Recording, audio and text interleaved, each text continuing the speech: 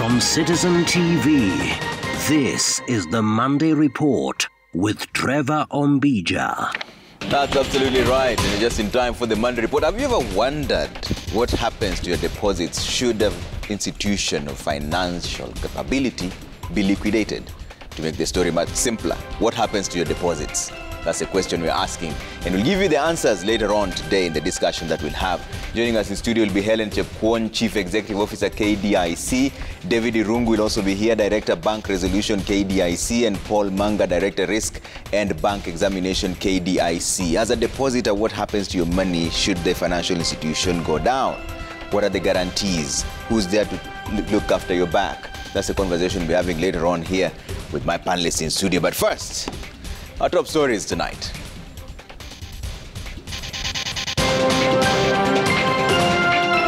Sasa wewe wakati unageti kwa hiyo mkutano hivi unasikia president huyu anasema iko nurses. Wewe ujiulize kwa kichwa hii nurses, ukitoka hapo kwa hiyo mkutano si unaenda kutafuta mahali hiyo iko nurses hawa nurses iko. Pull up your socks. President Ruto slams absentee Kenya Kwanza lawmakers as cabinet and MPs retreat starts in Naivasha. Tunaona ajabu ya kuwa kuna watu wametuzuia sisi kuingia ofisini hii. And we have a confirmation from the Registrar of Societies dated 23rd January 2024 confirming the bona fide officials of SUPKEM. SUPKEM leadership tussle. Row deepens as Yusuf Nzibo is blocked from accessing offices. Killed and burnt with acid. 4 people in custody after an Indian businessman is murdered and dumped in Machakos. Ni kumaanisha, unajua ilikuwa inaonekana kama mali ilitoka kule ilikotoka ikiwa mbaya. Na hiyo ndio ambayo tulikuwa tunataka kuhakikishia kwamba hiyo mali ilipotoka kule ilikotoka ilikuwa tayari imeshathibitishwa kwamba ni mali safi. Logistics firm Michelle Courts denies releasing contaminated sugar into the market as authorities take samples for testing.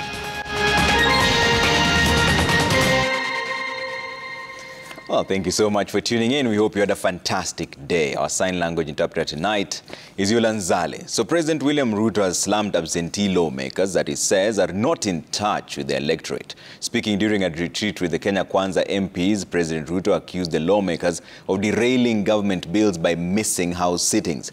President Ruto called on the lawmakers to expedite passage of the affordable housing bill.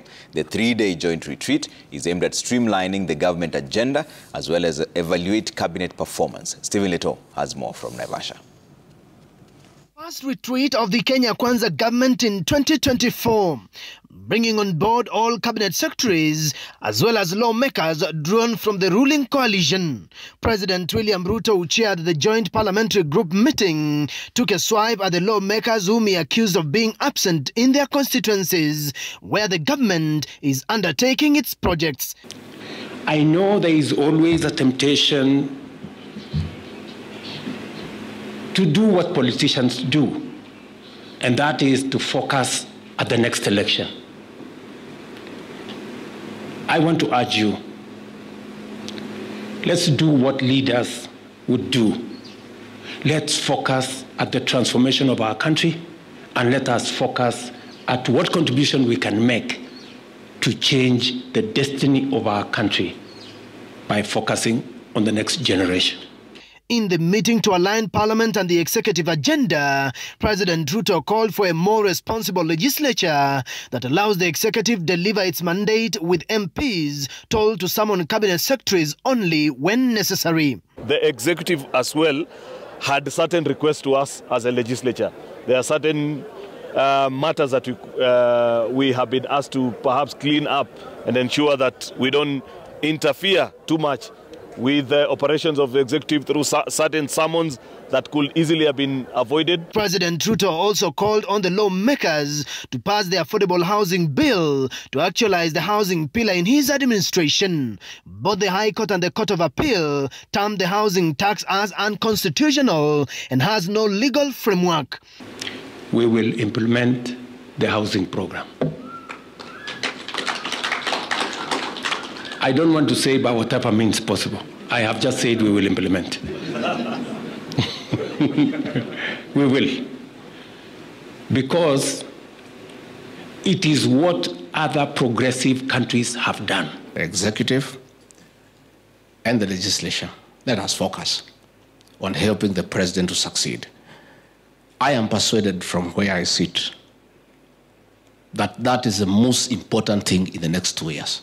Perhaps by the end of the month, God willing, we have a new housing bill, affordable housing bill. When I had one of our friends say yesterday, when, I don't know the day yesterday or the day before, that when he sees things, he feels like crying. It is true. Because they are now wondering, it was actually true that housing was possible, and we wasted time on reggae. MPs also raised concerns over the CDF kitty. Treasury made a commitment to have 10 billion shillings released next week for the NG CDF kitty. We have implored on all our members to bear with the executive when there are challenges here and there, but there is also the very firm commitment from the National Treasury that NGCDF will be disbursed at the rate of 10 billion shillings every year. The meeting also resolved to back Azimio leader Raila Odinga's bid for AU chairmanship. The cabinet will kick off their 3-day workshop tomorrow. Stephen Leto, Citizen TV, Naivasha, Nakuru County. Now, Chief Justice Martha Koome has assured judges and the country that dialogue between the judiciary and other arms of government will not undermine judicial independence. This in reference to the criticism leveled against the third arm of government following talks held between her and President William Ruto. Speaking during a meeting that brought together judges and heads of court, Koome urged judicial officers to disengage from talks that touched on matters before the court. Chemtai Goin has more. The 3-day meeting, which kicked off Monday, is expected to provide a platform for the judges to carry out an audit of the activities of the judiciary and identify measures to be put in place to improve performance, enhance accountability, and facilitate seamless service delivery. One of the issues that took center stage Monday was the state of the independence of the judiciary. To work together. This coming in the wake of sustained criticism of the third arm of government over the meeting the Chief Justice held with President William Ruto at State House, Nairobi, which raised eyebrows on the details of the deliberations, which came in the backdrop of unpopular court directives targeting government initiatives. During the meeting, the Chief Justice defended her decision to meet with the President, saying the discussion was meant to address challenges impeding the administration of justice and not undermine judicial independence. While stressing the interdependence of the three arms of government, Koome, however, warned the judicial officers against being taken down the slippery slope. In her words, quote, "We engage in constructive conversations that enable the institution to perform its role optimally, while ensuring that we do not engage in discussions that dictate how cases in court should be decided. That must always remain a no-go zone." End quote.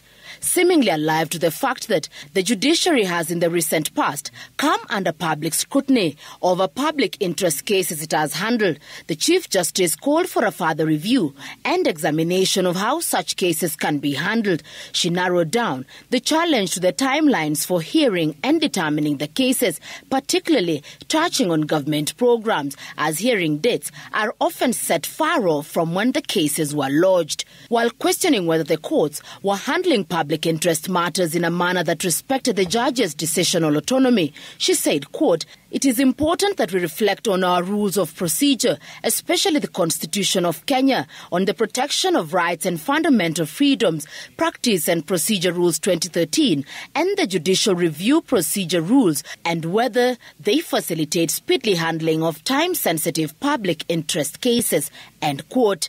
Koome stated that it was imperative to review the active case management practices to determine how to expedite the disposal of public interest cases, the concern stemming from the fact that the delayed delivery of justice in public interest cases, and in this case, Cases touching on government programs often cast a spotlight on the judiciary, attracting unbridled attacks. And though there were a myriad of unsubstantiated claims of corruption in the judiciary, Koome said the Judicial Service Commission was committed to strengthening investigative and complaints resolution processes, urging judicial officers and staff to adhere to integrity, even as she implored the judges to nip the vice in the bud by reporting suspicions to the mandated institutions. The meeting also addressed efforts the judiciary was making in enhancing efficiency through leveraging on digitization. Koome stating that 2024 will mark a significant moment for the third arm of government as it prepares for a nationwide rollout of the e-filing initiative. The judiciary also intends to utilize technology to ensure accurate and prompt transcription of court proceedings and a further introduction of new features to facilitate publication of rulings and judgments, and also automated daily court reporting, which would address the discrepancies previously experienced in the case tracking system CTS. Already plans are underway to establish judiciary desks at Huduma centers to improve access to judiciary services and also enhance the capacity of the judiciary registries. Chemutai Goin, Citizen TV.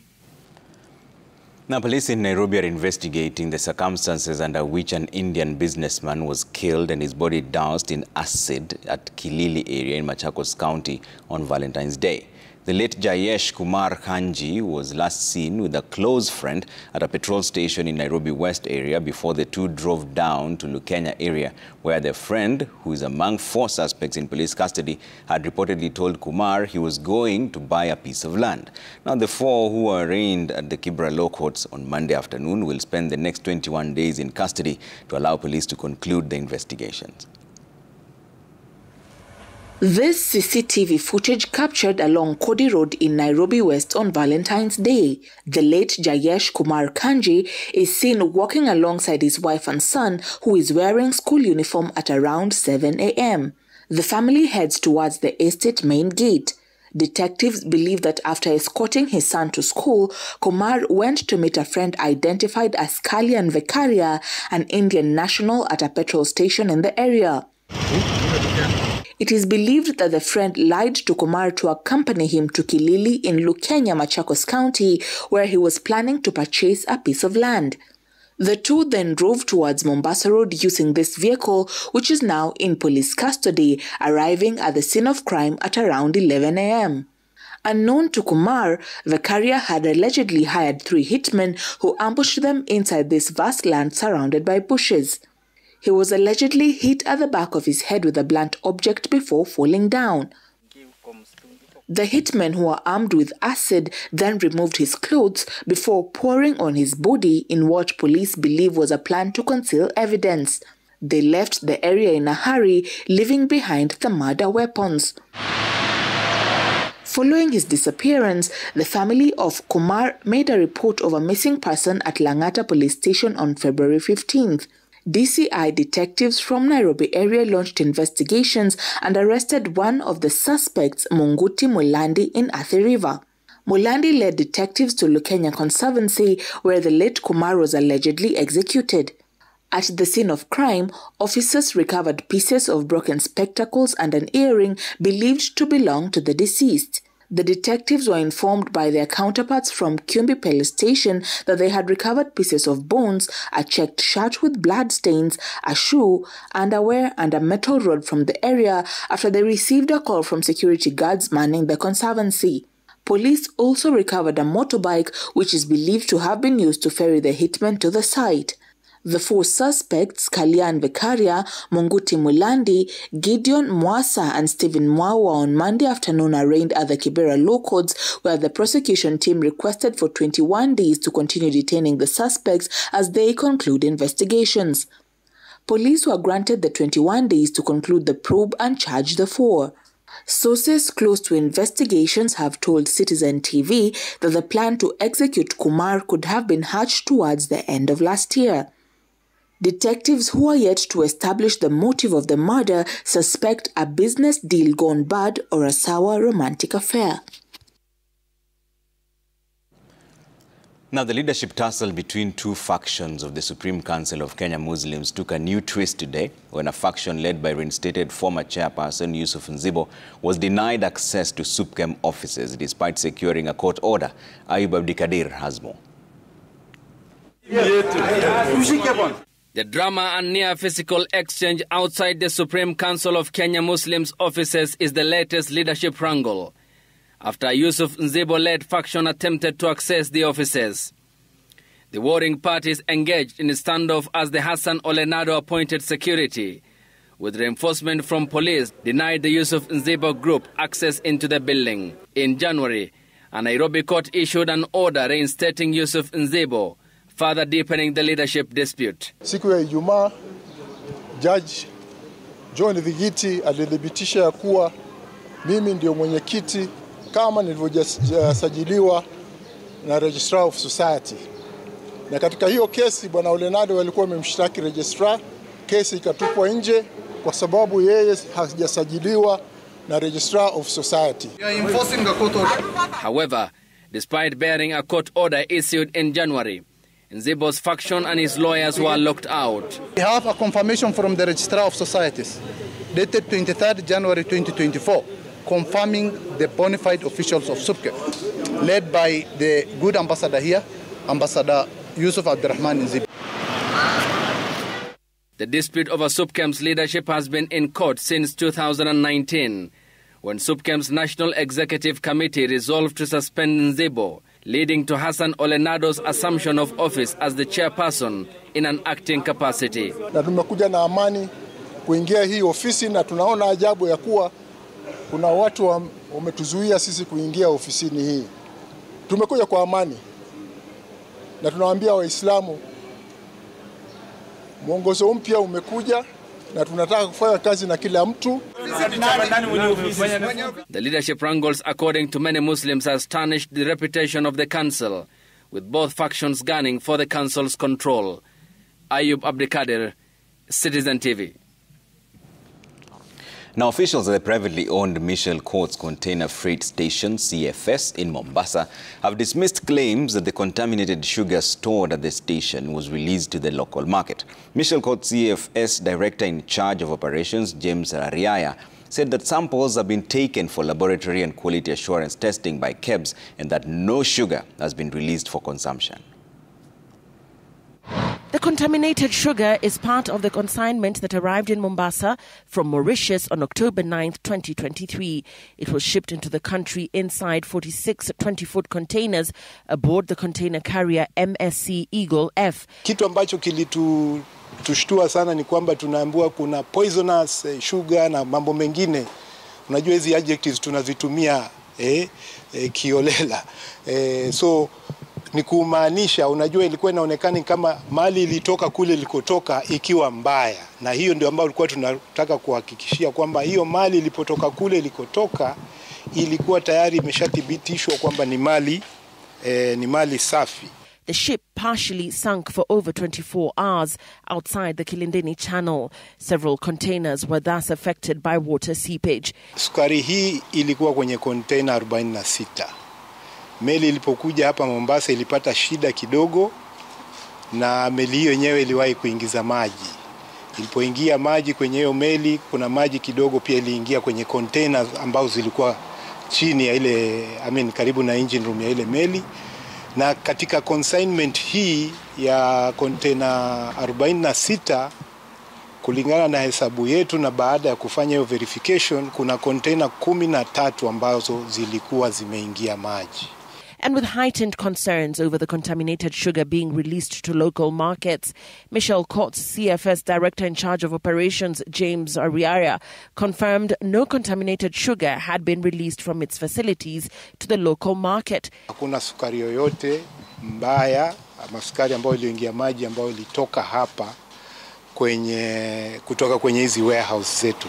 He added that to determine the extent of the water intrusion on the cargo, it was necessary to strip all 46 containers in a warehouse and separate the bags as appropriate in the presence of officials from the KRA Customs Department, Kenya Bureau of Standards and the Port Health. Tunangojea na tunafuata sheria katika kutimiza wajibu wetu kama CFS operator, kufuata kila kanuni ambayo iliyowekwa kutoa mzigo hapa kwenye hii CFS. Rariaya explained that during the stripping exercise, all the waterlogged bags were segregated and stored in warehouses pending destruction, which will be done under the supervision of the relevant authorities. Hivyo sheria ya customs na KEBS walikuwa wameweka seizure notice, yani kushikilia mzigo kwa sababu ilikuwa lazima wazifanyie test tena. The other bags that are intact are presently also stored in warehouses, awaiting the requisite laboratory and quality assurance test results from KEBS prior to release authorization by KRA. The controversial sugar was imported by Rehema Badi, who the company Michelle Courts has confirmed is their employee. Lillian Muli, Citizen TV. The crackdown on illicit brew continued in Kirinyaga with a number of brewers nabbed. In Gomongo village in Kutus, police made a major breakthrough after discovering a manhole believed to be the hiding place where most illicit brew sold in the county is being manufactured. Now this coming amidst calls by bar owners for the lifting of the ban on the sale of alcohol in the entire county. Martin Munene has more. In a major raid on brewers in Kirinyaga County, a suspect believed to be the leading brewer was arrested after a raid at her home in Ngomongo area in Kutus. Police discovered this manhole believed to be part of where the illegal brewing takes place and items believed to have aided in the manufacture of illicit alcohol. In the raid, 800,000 shillings in cash was also seized, with the Kirinyaga County Commissioner saying that 35 other people have been arrested in connection with the sale of alcohol with a ban in effect. We have already arrested many. Even now as we are talking, somebody has been arrested in this town here. The new county commissioner, who had earlier chaired a county security meeting, saying they will continue their crackdown on unlicensed brewers suspected to be operating from private residences. We are also rolling out a process where we are going to look for all the illegal manufacturers. We are told there are people who do some illegal manufacturers in the county or unlicensed brewers. We will make sure we will also bring them to book. We have already arrested many. The commissioner saying a multi-agency team will begin an evaluation and licensing process of all liquor joints afresh on Tuesday. We are starting together to evaluate and reassess all the licenses and start afresh so that those doing genuine business are not affected.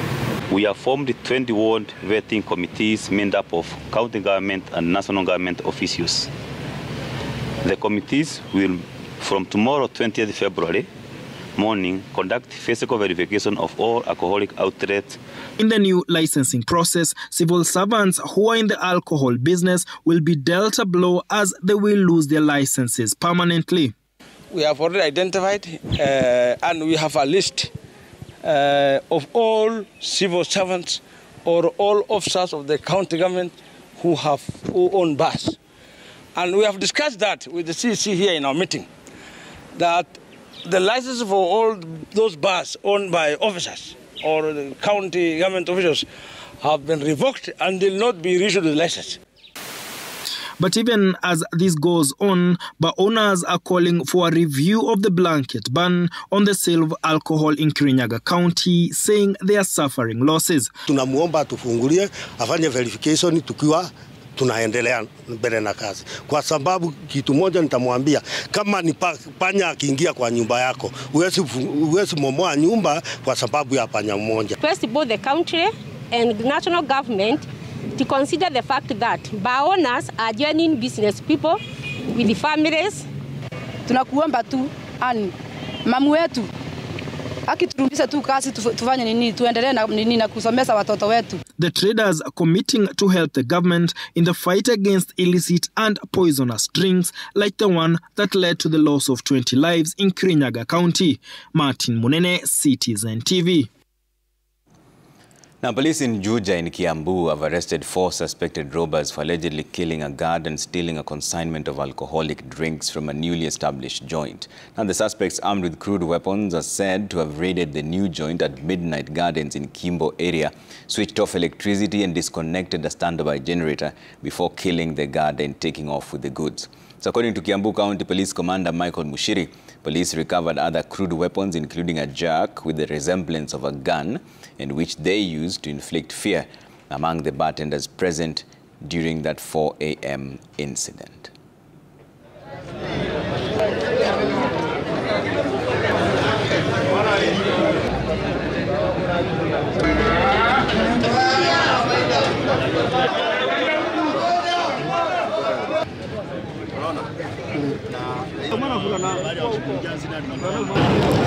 This vehicle that is right here with us, so it's been followed through very, very closely.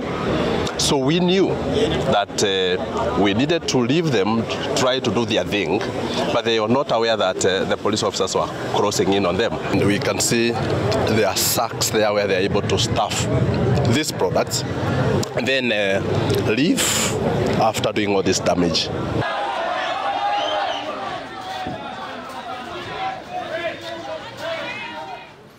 All right, on that note, we're taking a quick break here on the Monday Report. When we come back, we have a few more news stories to bring up your way, and then we'll have a conversation later on have you ever wondered how safe is your deposit in the financial institution that you're using, even if it's a bank? What happens in the event of a liquidation? Who has your back? And who has the bank's back? That's why we'll be having a conversation led by the Helen Chepkwony, who's the Chief Executive Officer, KDIC, that is the Kenya Deposit Insurance Corporation. We'll give you the broad spectrum of the entire mandate that they have, plus answer your questions as well at Trevor Mbija at Citizen TV Kenya. Use the hashtag Monday Report. See you in just a bit.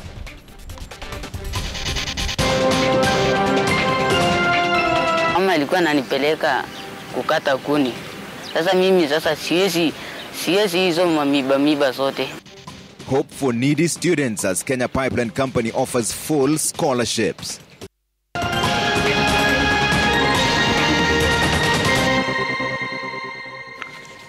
And welcome back. So this is a story you rarely come across. A herder who rescues 2 lion cubs in distress. Most of the time, interactions between herders and carnivores is one of human-wildlife conflict. However, out of Kajiado County comes a story of how the community of the Kenya Wildlife Service and a veterinarian changed that narrative. Our conservation and climate change features reporter Agnes Olo brings us that story.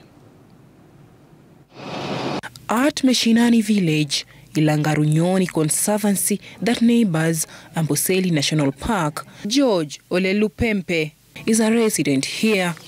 His herder encountered abandoned lion cubs while he was grazing.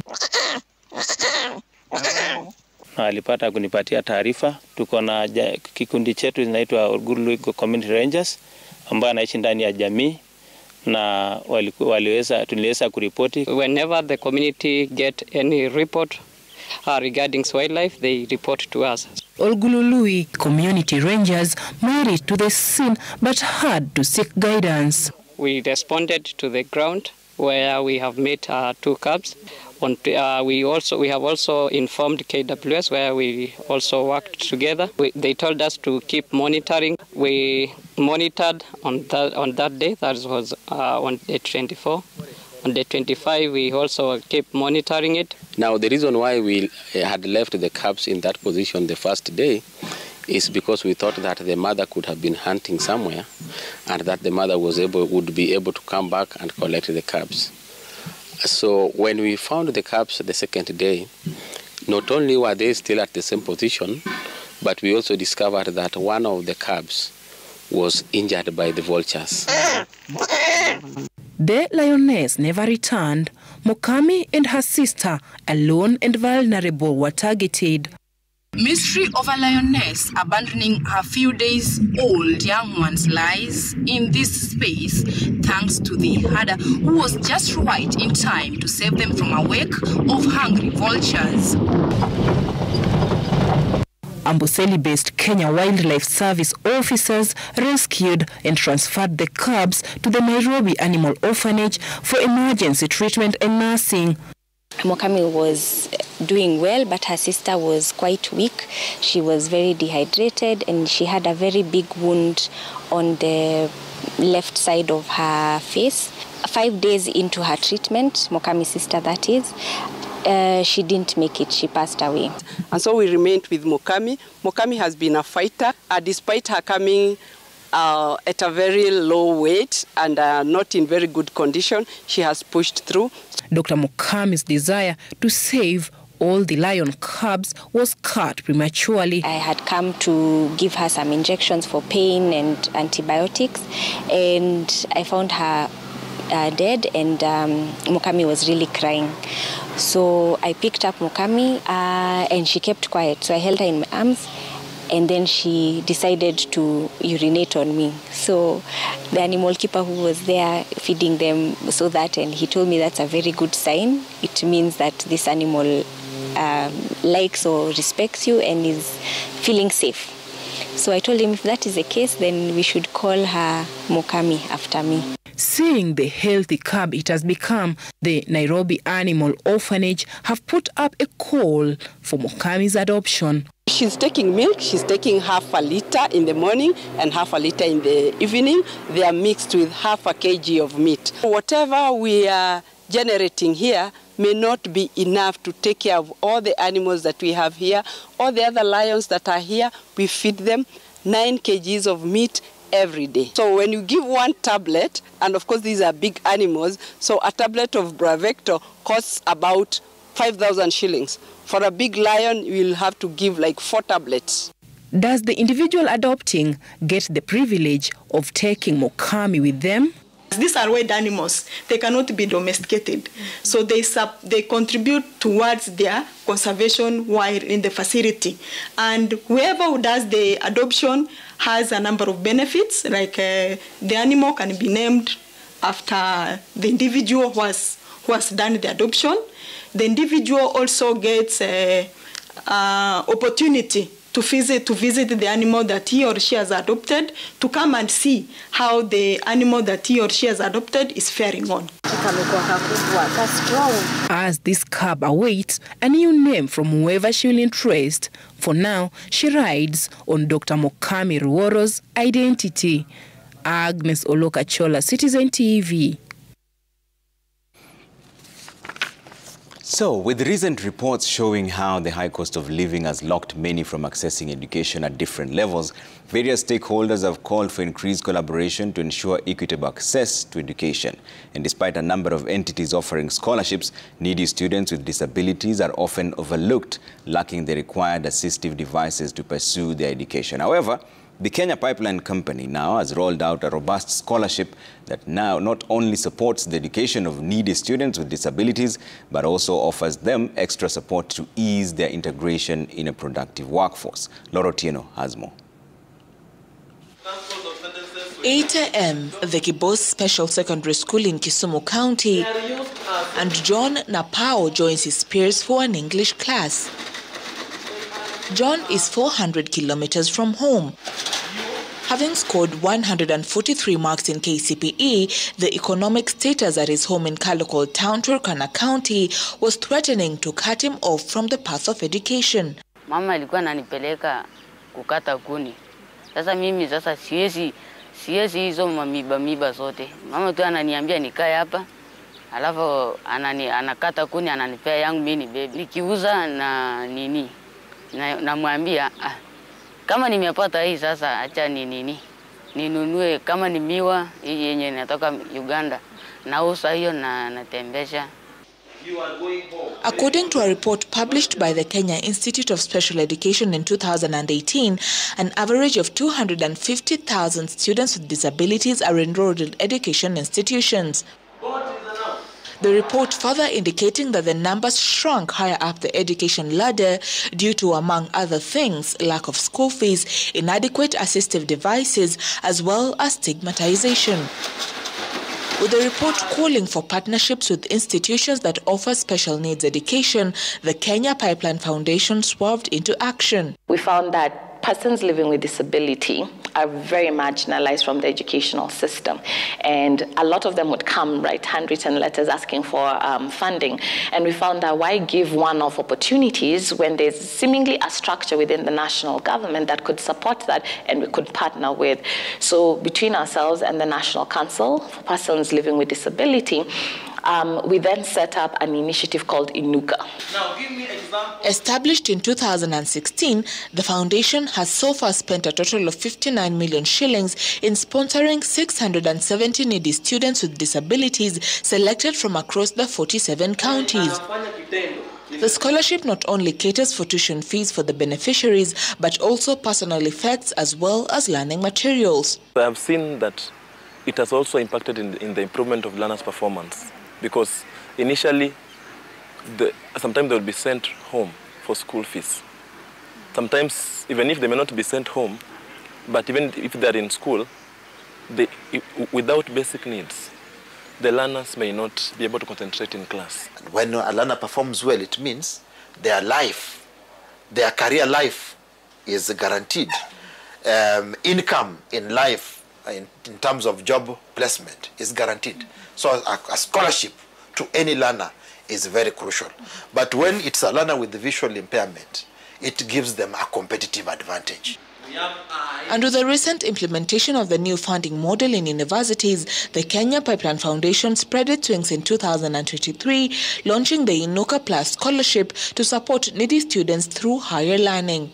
There's still a lot of gaps, not just in funding, but even in identifying these students and in following through up to and including their integration into formal society. So KPC is looking at a way of holistically supporting an ecosystem of the economy that takes out the dependency from these groups of people.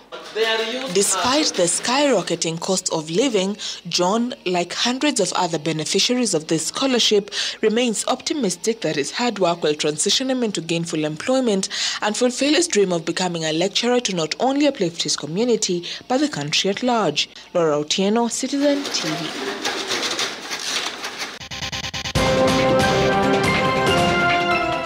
To encourage private sector to innovate and bring to market products that address farmers on issues of climate change. Stakeholders at Day 2 conference call for more investments in value addition to attract more youth into farming.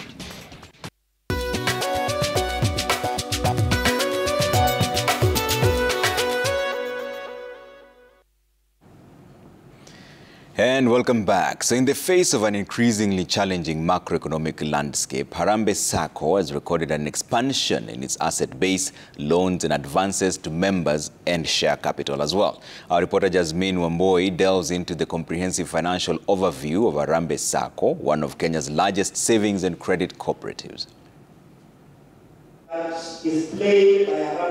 Harambe Sako, ranked among the largest societies in the country, has witnessed a substantial increase of 1.5 billion shillings in the asset base. This culminating in a year-end figure of 38.5 billion shillings for the year 2023. The Sako experienced a surge in loans and advances to its members, escalating from 27.2 billion shillings in 2022 to 29.1 billion shillings in 2023. The share capital exhibited a robust 8% growth, reaching 2.34 billion, a significant upswing from the 2.17 billion recorded in the preceding year.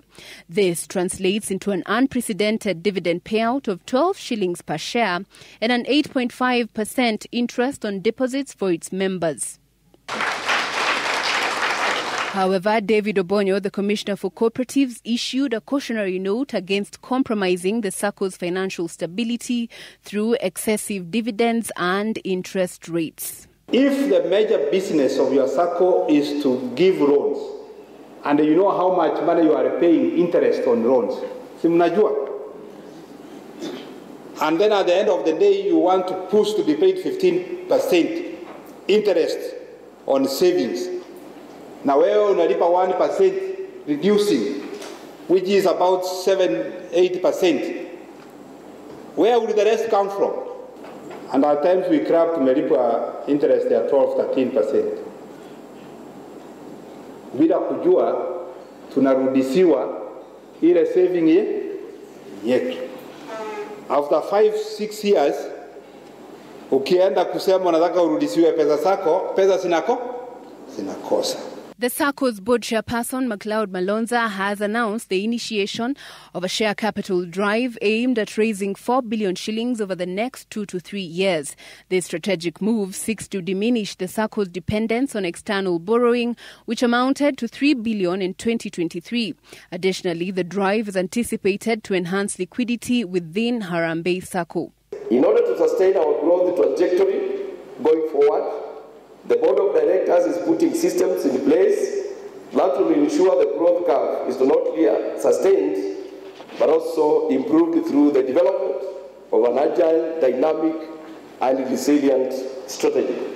Established in 1969 by employees at the Office of the President, Harambe Sako presently ranks 4th in asset size. Originally conceived as a savings promotion vehicle, the Sako now serves an extensive membership of nearly 80,000 individuals, primarily drawn from government institutions. Harambe Sako is looking to be the #1 Sako in the country, except the Sako that currently holds that position has nearly twice the asset base of Harambe Sako.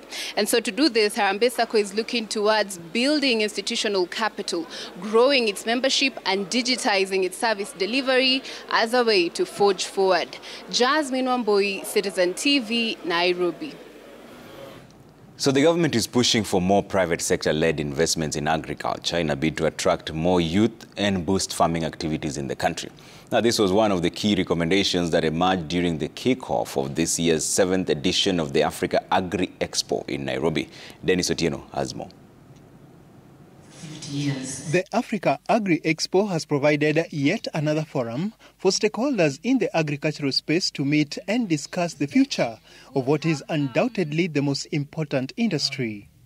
Government representatives present took the initiative to highlight the significance and role of private sector in promoting agriculture. The ministry is spearheading the implementation of private sector-led agricultural investment through initiatives like public-private partnership and land commercialization initiative, amongst others. The Expo, which serves as a platform for knowledge sharing and showcasing innovations in agriculture, has attracted hundreds of participants. Besides value addition, the two-day event also aims to focus on digital transformation in agribusiness, sustainable agricultural practices, as well as climate resilience. We need to ensure farmers have access to drought and disease-tolerant technologies. We need to encourage private sector to innovate and bring to market products that buttress farmers on issues of climate change. And in this era and time, young people are not just the beneficiaries, but out to be the catalyst and engines of change, because as young people, we have all that it takes. Still in agriculture, the Ministry of Agriculture will convene a two-day forum in March this year to streamline financing of agriculture in the country. The forum, themed Financing Agriculture Sustainably Conference FINAS 2024, seeks to rally sector players including financial institutions, agribusiness stakeholders and government to relook funding options and investment to the agricultural sector and position Kenya for resilient agricultural enterprises. Dennis Otieno, Citizen TV. Now, fresh produce exporters are protesting a circular issued by the Agriculture and Food Authority stipulating the maturity of avocado fruits meant for export in different regions. So according to Okisegere Ojepat, the Chief Executive Officer of the Fresh Produce Consortium, the country could lose upwards of 20% in export volumes should farmers result to holding back their produce. Now, fresh produce exports raked in 157 billion shillings in forex in 2023, with the sector projecting growth in this year's season, which is set to begin in March, noting that there has been an increase in demand for Kenyan produce. They have also urged the government to ensure the stability of the Kenya shilling to ease the pressure on the cost of doing business in the country. Situation where farmers are going to be scared and we may lose about another 20% of the current production, particularly for Fuete. And 20% for us is a lot. We are not willing to lose fruit. We are the ones who bring the dollar in the country. Last year, we got this country 157 billion shillings in terms of earnings. That's fruits, vegetable, herbs, and spices and flowers. So if we do well, particularly in our avocado this year, we are seeing ourselves surpass the mark of 160 billion. And that is going to be guided really by how we navigate and how the government is going to be facilitatory. We pray that the dollar will stabilize and that we don't have to go through all these challenges. But that notwithstanding, I think it's good when you have a stronger currency that supports businesses. I think the high cost of the dollar was not just bad for debt repayment, but even for importation of our raw materials and even the production cost. Now, synthetic fertilizers have been found to have negative effects on the soil. As an alternative, farmers have been encouraged to embrace organic farming, which is more beneficial to the environment. Now, in this regard, ventures have come up to make organic fertilizer targeting farmers right here in Kenya. One such venture is Safi Organics, who are turning rice husks in Mwea into valuable organic fertilizer targeting both small and large-scale farmers. Edward Chwea visited them and filed this report. In Kenya, brought to you by Equity. Boostika from Equity ensures that you don't get stuck when low on cash. So, next time you're sending money, making payments or buying airtime using *247#, Equitel or Equity mobile app and you have insufficient funds, simply accept the Boostika prompt and complete your transaction. Driving along the Mwea Embu Highway, one might easily mistake these roadside heaps for beach sand. But these are rice husks dumped by millers in Mwea after harvesting rice. For a long time, these husks were a waste, but now Isaac Kabiru has found value in them. Hii takataka walikuwa wanatupa kila mahali barabarani, so na mimi nikana opportunity. Nikona opportunity in it, nikatafuta vijana kadhaa, and then we started tukatafuta market. And then tukapata market. So kazi yetu sasa ni kucarbonate, inakuwa biochar. Kabiru then supplies the carbonated hulls to Safi Organics, an organic fertilizer manufacturing venture founded by Samuel Rigu after extensive research. Safi Organics story starts back in 2015. I found mountains of rice husks.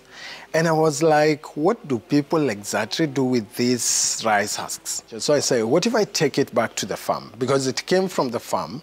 And if we take it back to the farm, what would happen? And that is the moment Safi Organics was registered with a sole aim of providing soil amendment products to the farmers. Initially, Rigu supplied the biochar to farmers as a soil amendment, but with continued research and development, he started making fertilizer from the charred husks. We have the amendment, the soil amendment, and then we have the planting fertilizer, and we have the top dressing fertilizer. We decided to work with local youths. Once they convert it to biochar, they deliver to us biochar. We mill it or we grind it to reduce its bulkiness. We mix it with a special nutrient mix, making it a complete fertilizer. Now, depending on whether we want to make a planting fertilizer, we want to make a soil amender, or we want to make a top dressing fertilizer, we package it ready for the market. In Kimbimbi area within Mwea, we find Caroline Gadoni on her farm. She has been using Safi Organics fertilizer on her crops. Mimi ni mkulima wa kahawa, mahindi na mboga.